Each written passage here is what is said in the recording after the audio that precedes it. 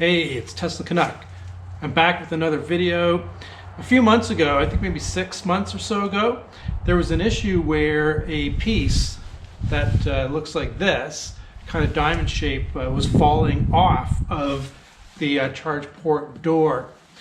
So it's been a while since I heard about this issue, so I'm going to make a video. I'm going to show you how to fix this at home.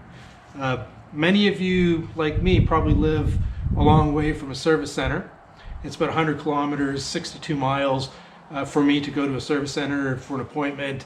So I'd rather save the time. Like even having the mobile service come up, I just rather save the time. I think this can be fixed quite easily with a little bit of adhesive. So what this is, it's interesting because I poured over the forums.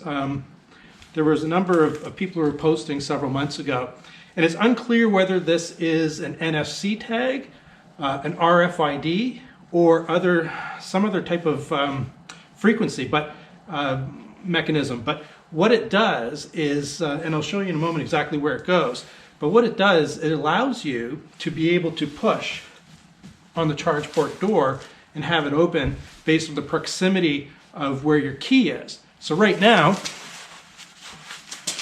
my key is in my pocket because for Model 3 owners, most of us, we're using our phone as a key.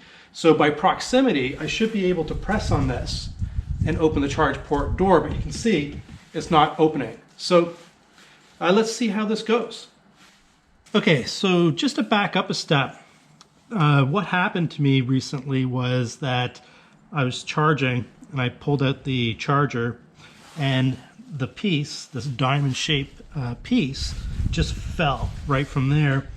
You can see if you look, I don't know if the camera will be able to pick it up, but there's residue here from an adhesive of some sort. So I'm guessing that it'll be more than okay to just put a little bit of adhesive on there and just kind of slap it back into place. Oh, see, charge port wanted to go down there. Okay, so what I'm going to do is, hopefully the camera picks this up, and this is not a sponsored ad. This is just what I'm going to happen to use today, which is the Gorilla Glue, but I guess you could use any adhesive. Let's take a look and see how this does. So I cleaned it off. I also cleaned this off earlier, just with damp cloth to make sure that there was no dirt, just making sure it's dry there. Because for the adhesive, you definitely want it to be dry. Okay, so let's dab on a little bit of this Gorilla Glue, and one last time, I'm just going to make sure I can see which way that goes in. Okay, it goes in like that. So what you're going to want to do is dab a little bit of that Gorilla Glue, not too much, just a little bit. That's probably too much, but and then now we are going to put it into place, and we're going to hold it for about 15 to 20 seconds to make sure that the bond is there and that it's working properly. So I'm squeezing right now, and we'll see whether or not this works. And if it works, then I've definitely saved my trip to the service center or wasting my time all day waiting for the mobile service people to come. So let's hope that this works. Okay, so the piece is back in now, and it's nicely adhered to its original location. Let's see if I can press the button.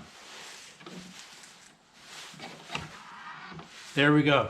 So now I can press it in and it'll open. So whatever that piece of plastic is, whether it's NFC, RF, or whatever it is, it allows, I think, the proximity for your key to allow you to be able to push to open the charge port door.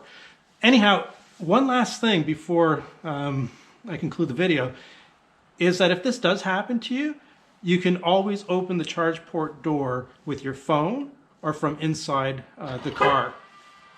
That's basically it. So if this happens to you, now you know how to fix it. Tesla Canuck, over and out.